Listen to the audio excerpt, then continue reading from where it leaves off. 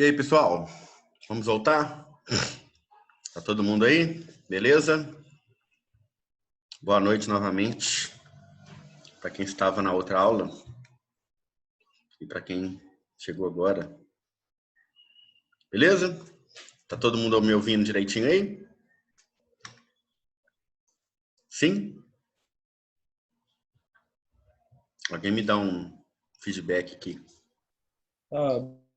Aquela hora. Beleza? Opa, beleza? Tranquilo? Vamos lá. Bom, nossa aula de controle de qualidade de medicamentos e cosméticos. Na aula passada, nós viemos até... Deixa eu abrir aqui. Viemos até aqui.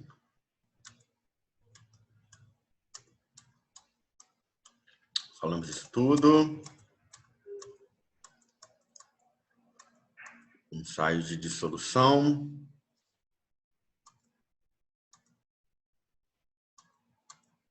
E acho que paramos aqui, não foi? Eu falei das alterações mais frequentes em comprimidos, que ele pode rachar, pode quebrar, né? Pode esfarinhar, né? E aí, temos aqui os principais causadores desse processo, né?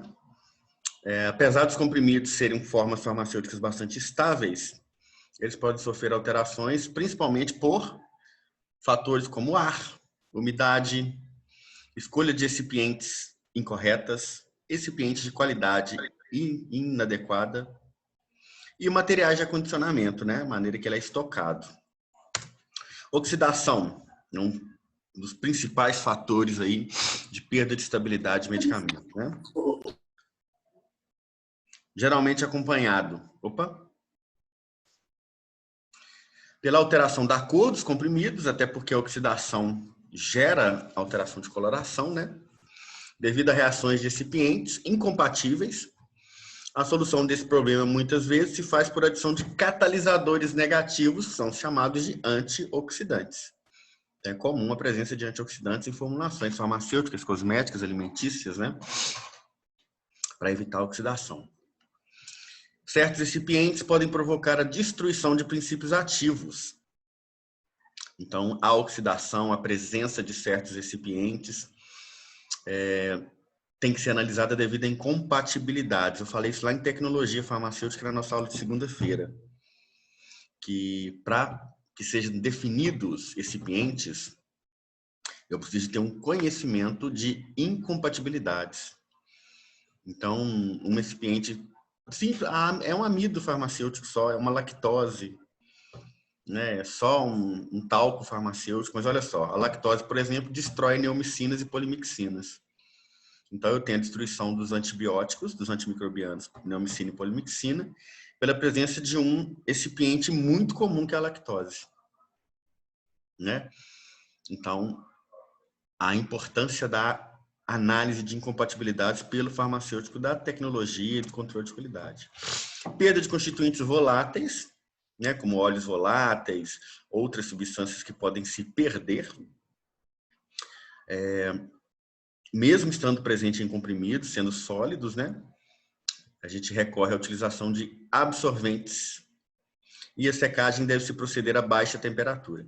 Obviamente, se eles são voláteis, tem baixa pressão de vapor, né? Volatilizam com muita facilidade. Eu não posso, para início de conversa, proceder à secagem em estufa, né? Então, tem que ser feita a baixa temperatura, a temperatura ambiente e de uma maneira controlada.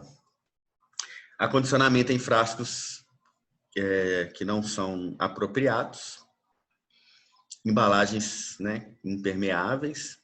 Então, eu tenho que pensar sempre em como guardar. Os medicamentos normalmente vêm com os dizeres, né? Guardar longe da umidade, ao abrigo da luz. Por quê? Ao abrigo da luz porque sofrem oxidação, né? E sofrem oxidação pela luz, chamada de fotólise, né, pessoal? Sofre a quebra pela luz. Em contato com o ar, né, para não sofrer oxidação, eles ficam, né, manter fechado, frascos escuros. para evitar a entrada de luz e bem lacrados para evitar a entrada do oxigênio, fotólise e oxidação. E entrada de umidade, né, para evitar a hidrólise.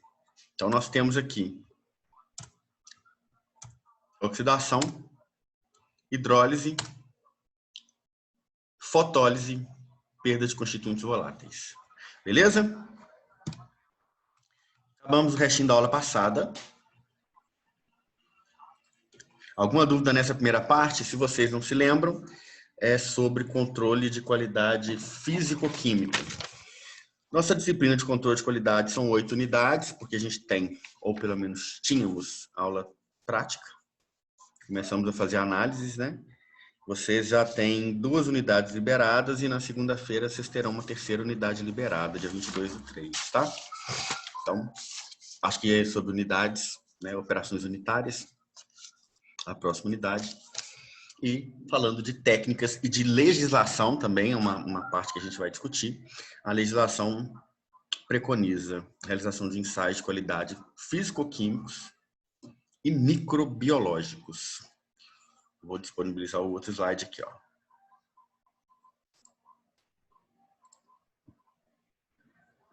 Já está lá para vocês, tá?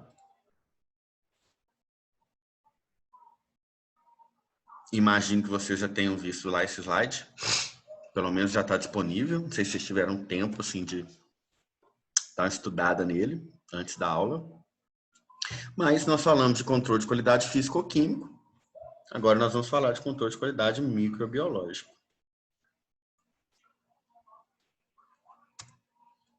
Beleza?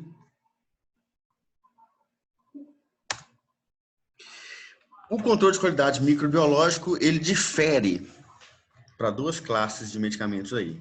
Existem aqueles medicamentos que não precisam cumprir com teste de esterilidade, são chamados de não estéreis, e tem aqueles medicamentos que são estéreis, então eles precisam cumprir com o teste de esterilidade. Esse teste de esterilidade e as análises que não precisam, né, os produtos que não precisam de ser estéreis, estão presentes lá na farmacopeia, como os outros testes aí.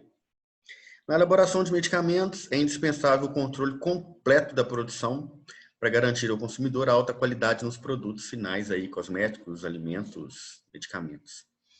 Então, essa qualidade final, ela subentende qualidade físico-química e qualidade microbiológica. Segundo as normas de boas práticas de fabricação e controle de qualidade, os medicamentos devem ser fabricados, preparados, embalados, rotulados e ensaiados em locais apropriados. Ensaiados, pessoal, ensaios de controle de qualidade, né? Analisados, né? Onde sua integridade não seja alterada por fatores extrínsecos do meio ambiente, principalmente umidade, luz, temperatura, contaminação microbiológica por equipamentos, pelo ambiente, pela água, pelo manipulador, né, pelos profissionais. É um grande fator de risco em se tratando de qualidade microbiológica, né? A gente leva à contaminação. Controle de qualidade de produtos não estéreis, né? Subentende aí a contaminação em ambiente industrial, farmacêutico proveniente do ar, materiais de embalagem, equipamentos, utensílios e principalmente dos colaboradores, dos profissionais da área produtiva. Ok? Muito comum que a contaminação seja do equipamento ou do manipulador, do profissional. Claro que a gente tem aí bancada, água, utensílio, mas estudos aí mostram que o ser humano, né, o manipulador, o profissional é o maior foco dessa contaminação microbiológica. Claro que pode ser geral, né, pessoal? A matéria-prima pode estar contaminada, a bancada, o equipamento, o ar-condicionado pode estar sem ter manutenção preventiva. Então, tem vários fatores e quando existe uma contaminação dessa, você tem que analisar, né, com calma para descobrir de onde vem a fonte do problema. Manter o status de ambiente livre de contaminantes indesejáveis ou dentro dos limites aceitáveis. Isso é um grande desafio, sem dúvida. Existe controle de qualidade da água usada no processo, controle de qualidade das matérias-primas, manutenção preventiva dos equipamentos, programa de manutenção preventiva da climatização, né, do ar-condicionado, treinamento do pessoal, dos profissionais que trabalham no setor produtivo, treinamento do pessoal que faz limpeza, utilização de saneantes, danos sanitários, produtos, né, esterilizantes. É um negócio complexo, né, vasta legislação sobre o assunto, legislação sanitária, né, de boas práticas que precisam ser seguidas aí pelas indústrias farmacêuticas. No caso, né, a gente está discutindo indústria farmacêutica aqui, falando de controle de qualidade em indústria. Mas, obviamente, uma farmácia de manipulação, dadas as proporções aí, na sua escala, tem que seguir a mesma legislação. Pessoal, como é que está a internet agora? Melhorou? Na aula passada, alguns de vocês reclamaram comigo que a aula estava travando. Como é que está a minha internet agora? Melhorou? Melhorou, né? Beleza, então. Se travar, vocês me avisem aí se continuar travando. Eu fiz umas alterações aqui para ver se melhorava um pouco, se eu tinha mais internet disponível. Beleza? Então vamos lá.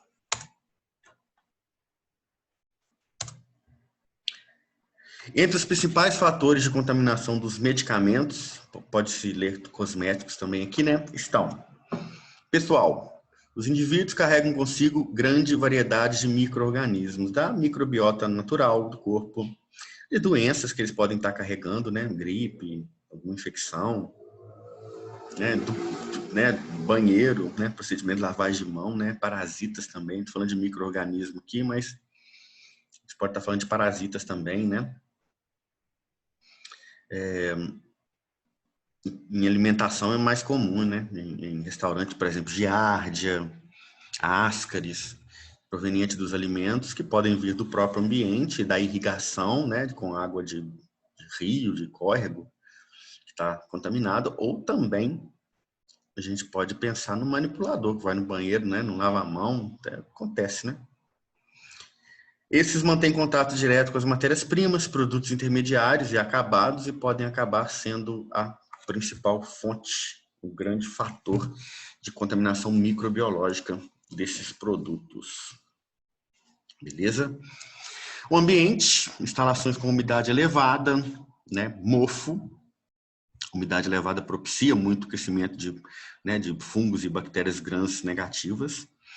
Instalações empoeiradas, propiciando bactérias gram positivas e micobactérias. Tudo isso tem que ser analisado. Como eu disse, existe controle do ambiente também, né? A qualidade total, ela compreende todas as etapas e todos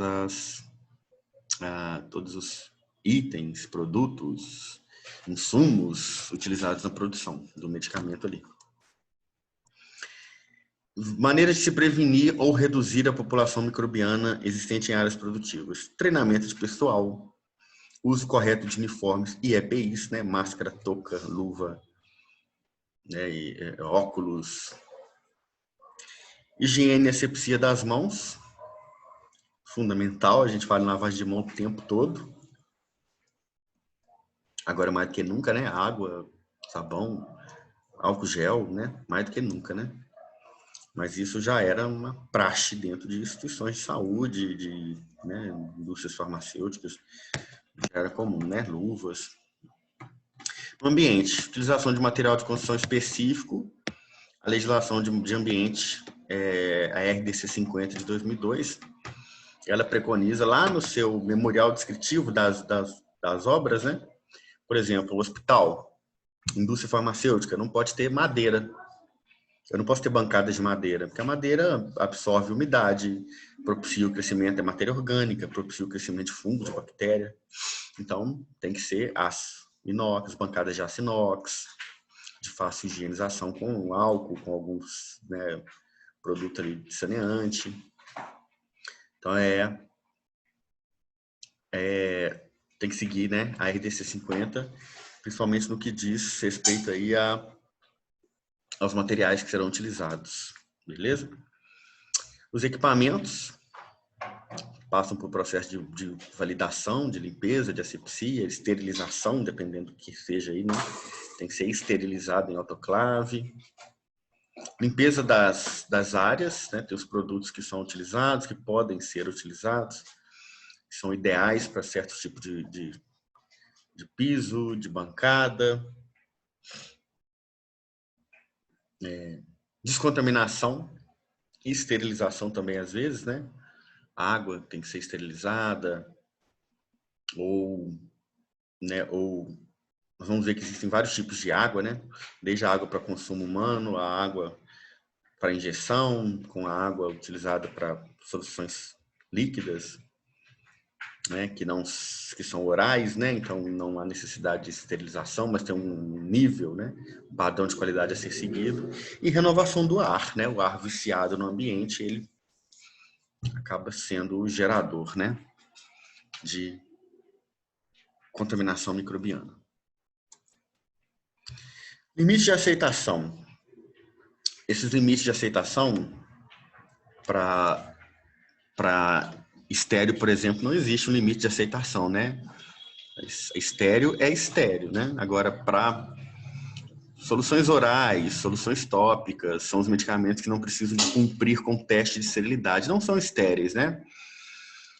Fitoterápicos, eles têm um limite de micro-organismos que eles aceitam. Não precisa de ser estéreo, até porque eles serão aplicados de forma tópica, né, ou por via oral, mas eles precisam de seguir normas e uma dessas normas é o número máximo de micro-organismos, né? O padrão nacional é 1.000 unidades formadoras de colônia de bactéria por grama de produto e 100 unidades formadoras de colônia de fungo por grama de produto.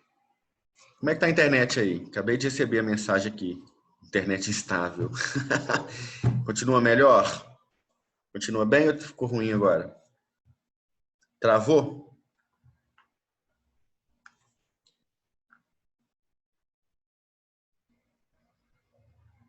Não, pessoal? Tá travando, não? Vocês não estão respondendo é porque tá travando mesmo.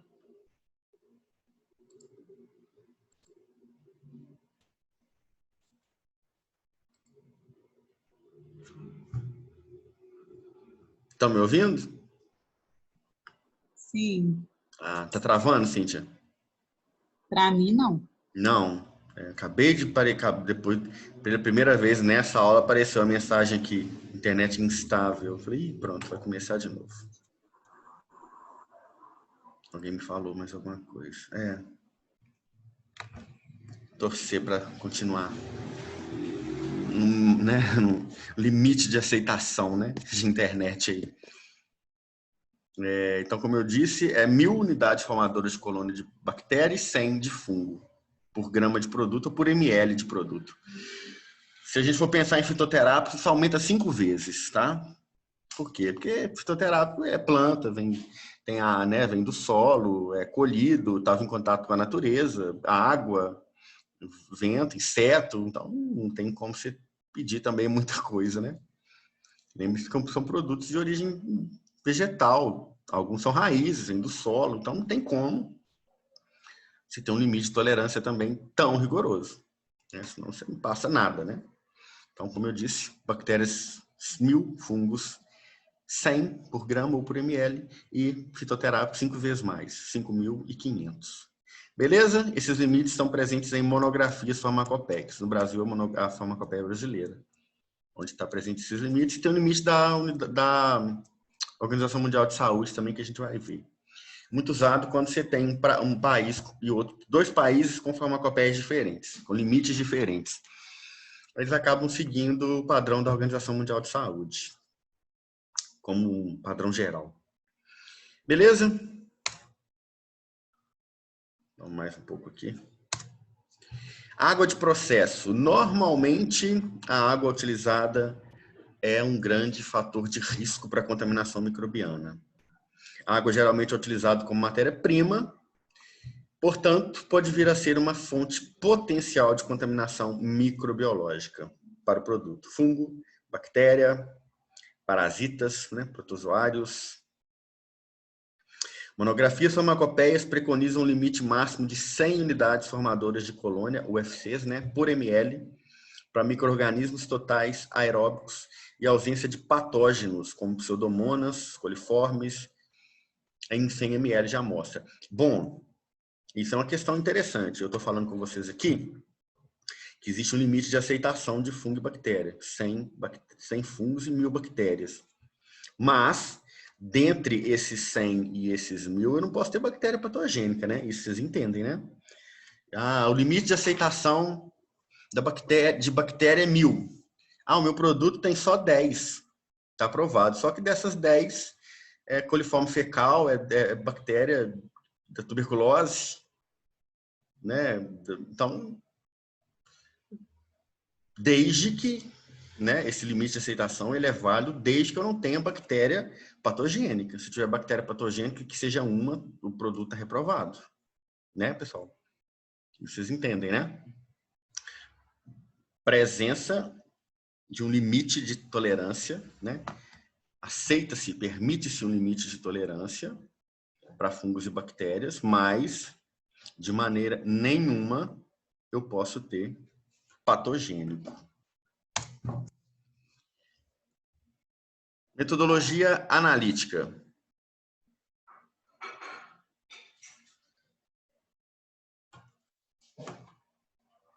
Métodos de análise envolvendo medicamentos não estéreis, abrangendo aí descontaminação e descarte, lavagem e acondicionamento, esterilização, amostragem, diluentes e inativantes, preparos de meios de cultura. Então, se eu vou fazer uma análise de controle de qualidade, um ensaio de controle de qualidade microbiológico para controle de qualidade de fungo e bactéria, eu vou ter que pegar o produto e colocar ele para crescer no meio de cultura e observar o crescimento, contar. É um método quantitativo, né?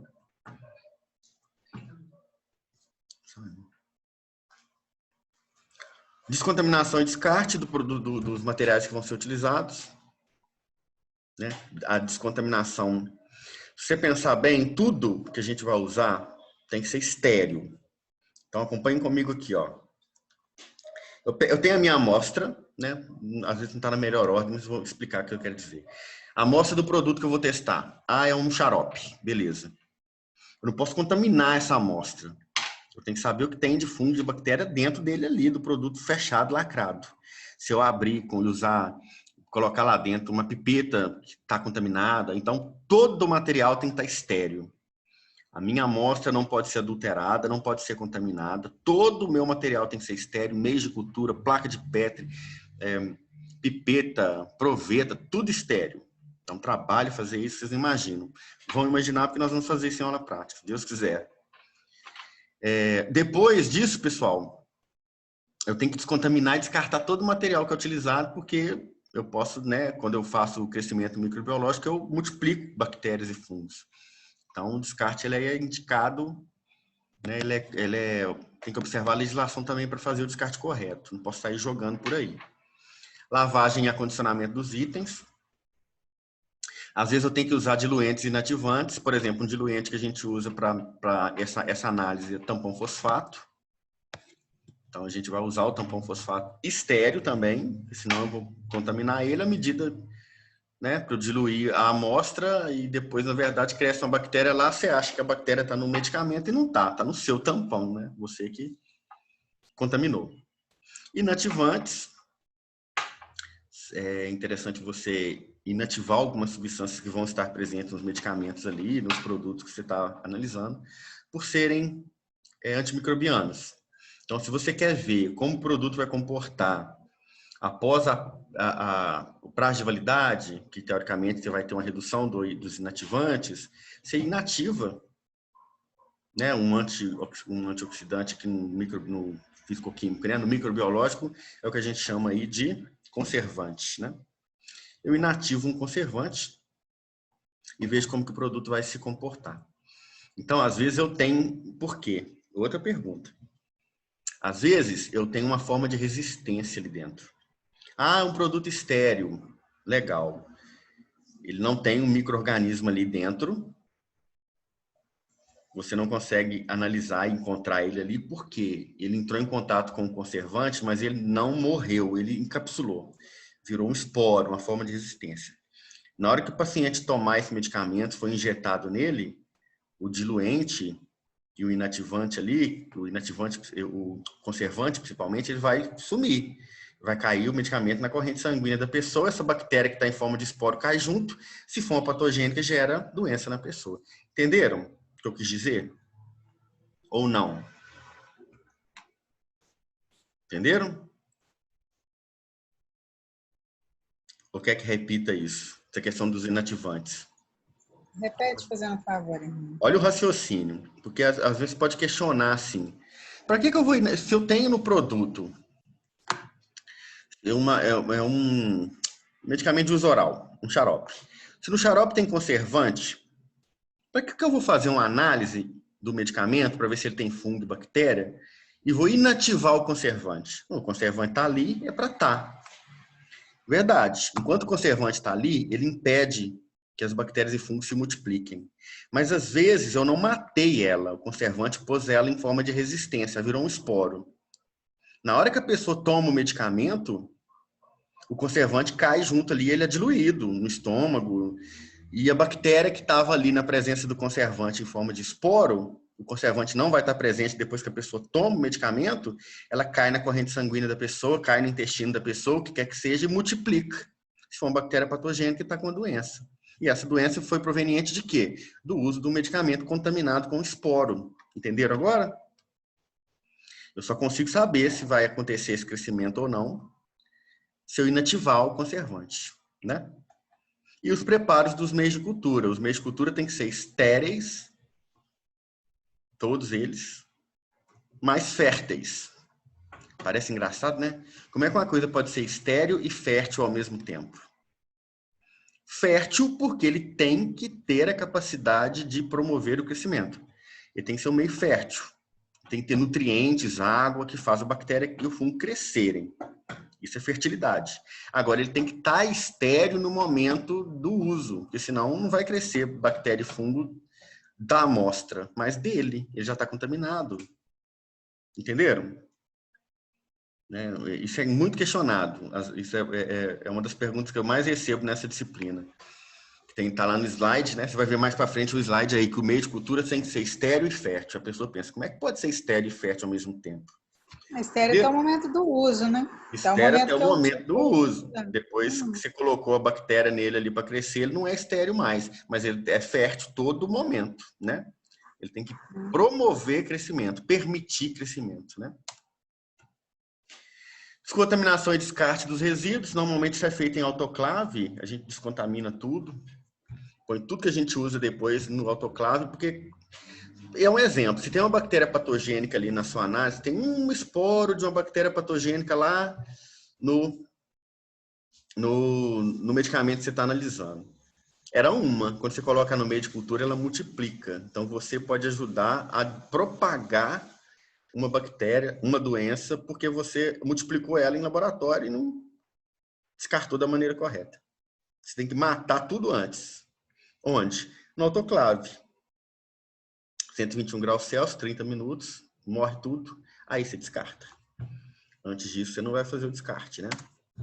Jogar na água, jogar na torneira, na pia, né? Você vai para um lençol aí, para um manancial de água, de repente ser causador de uma catástrofe, né? Ou ambiental, ou sanitária, né?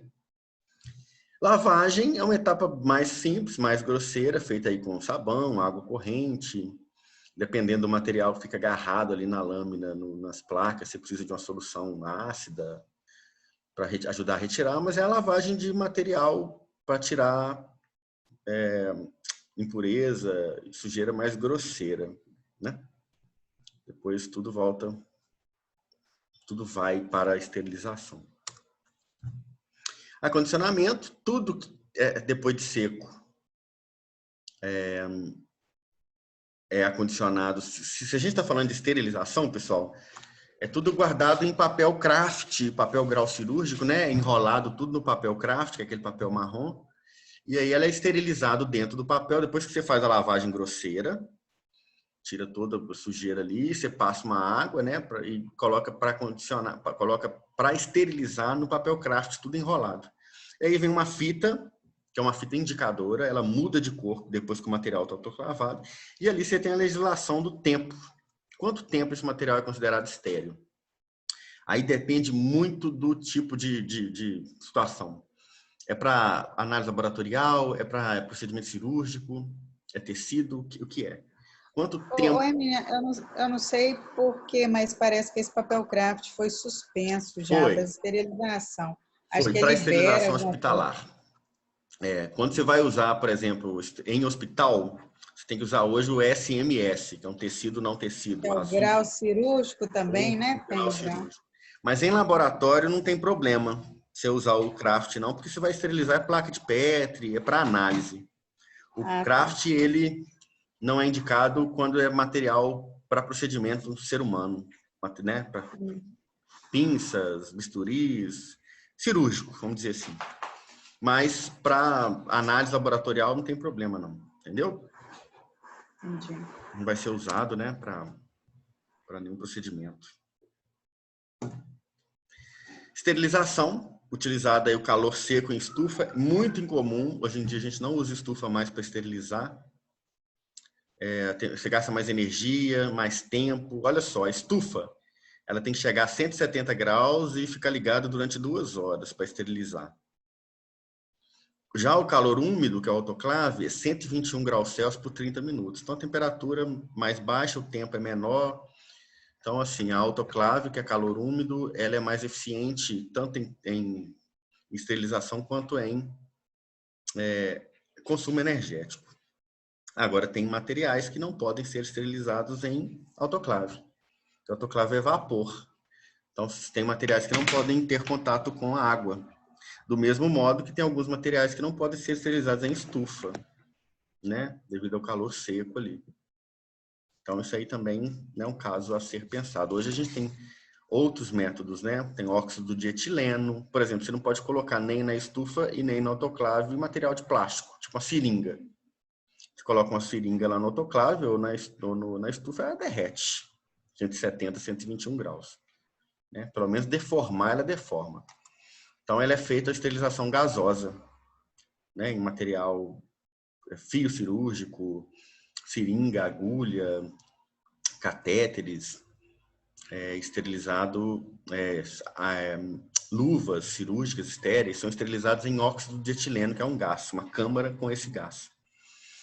E alimento, por exemplo, tem alimento que é irradiado, né? Naquele momento ele fica estéreo, né? Que ele é irradiado com o uso de um equipamento, né? Por isso que eles brincam muito, né? Você vai no quintal da sua casa e colhe uma fruta, uma manga, um exemplo, tá, pessoal?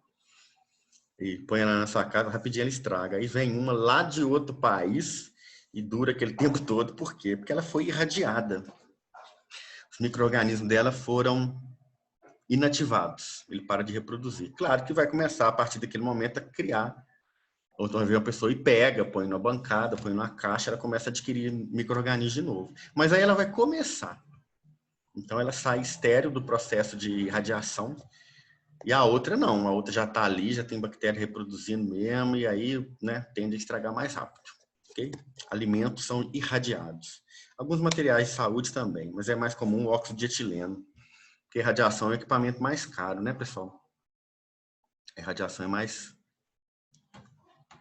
cara do que o óxido de etileno. Alguns hospitais têm até as câmaras de óxido de etileno, algumas indústrias, e aí isso é feito internamente. A gente, por exemplo, trabalha em um hospital, a gente manda esterilizar sempre num local. Oxetil, Eto, o nome das indústrias de Minas aqui que fazem esterilização em óxido de etileno para a gente. Manda para eles esterilizam e devolvem para a gente tudo embaladinho em papel grau cirúrgico, com a validade da esterilização. Ok? Obrigatório que seja feito desse jeito. Tá?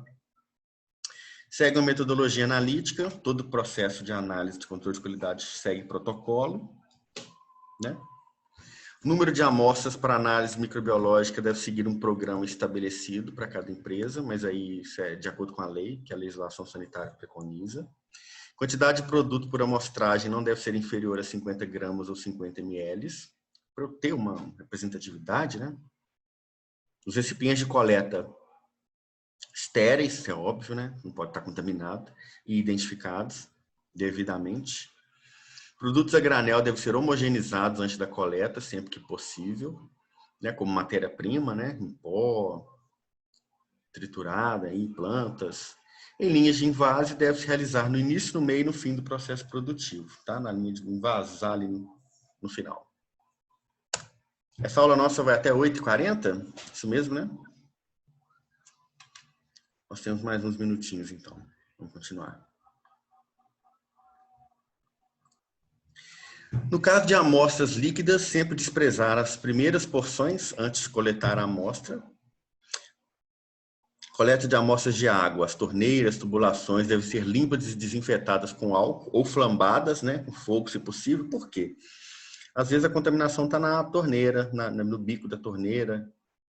E aí você joga lá a água, lá, às vezes está vindo a água com a qualidade satisfatória, mas quando ele chega ali na torneira, ele encontra no bico da torneira, na ponta da torneira, uma bactéria que alguém colocou a mão ali, e aí você não vai estar analisando a água, você vai estar analisando uma contaminação posterior, né, à água, e não no reservatório, na água em si, né? Amostra de água clorada, adicionar 0,1 ml de solução de tiosulfato antes da esterilização do frasco de coleta, para interromper a ação bactericida do cloro. É isso que eu te falei. Falei com vocês lá. A gente interrompe a ação bactericida do cloro para a gente saber se tem esporo presente ali. Se tiver esporo, a gente precisa saber o que é. Às vezes é um esporo de uma bactéria patogênica, como eu disse, vai entrar no organismo, vai multiplicar lá e vai ser responsável por uma doença. Quais são os diluentes? Diluente normal aí é Ringer tamponado, miristato de isopropila, caldo caseína soja, caldo peptonado, tampão fosfato.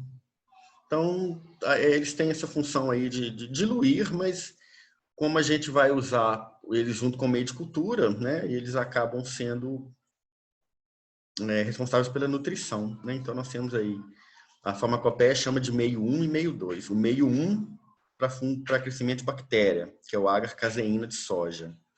O meio 2 é o meio para crescimento de fungo, que é o agar saburrodextrose. Isso é o que está na farmacopeia. Então, a gente analisa fungo em saburrodextrose e analisa bactéria em agar caseína de soja. Beleza? Esses são os inativantes que são utilizados. Então, tem uma relação de conservantes e inativantes. Eu preciso saber qual conservante eu tenho no produto que eu vou testar e preciso saber qual inativante eu preciso usar. Formaldeído, a gente utiliza histidina, 0,1%. Liberador de cloro, como hipoclorito, tiosulfato de sódio, 0,5%, como cloro de água, né? Quaternário de amônio e tensoativos anfóteros, eu utilizo polissorbato, 80%, 33% com 0,3% de lecitina de soja. Parabenos, fenóis e seus derivados, polissorbato 80% a 1%. Metais pesados, 0,1% de cisteína. Beleza? Beleza, pessoal? Fechado? Utilização dos diluentes. Devem ser autoclavados por 15 minutos, né? Eles têm que ser estéreis, mas eles vão ser férteis. pH final de 7,2, mais ou menos 0,2, né? Próximo da neutralidade.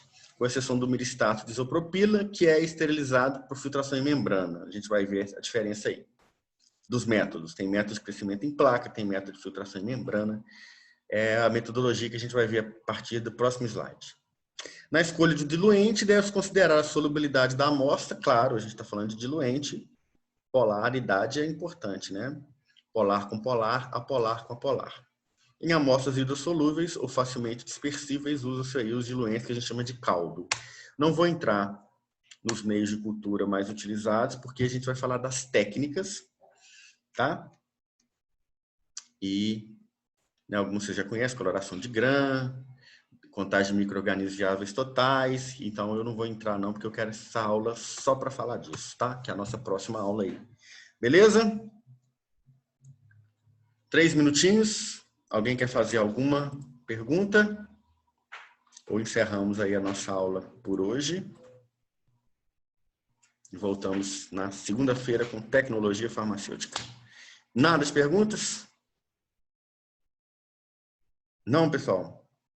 Então, beleza. Então, um grande abraço para vocês aí. Espero vocês na segunda-feira na aula de tecnologia, tá? Eu tenho mais outra aula na sequência, mas agora já não é com vocês mais, tá?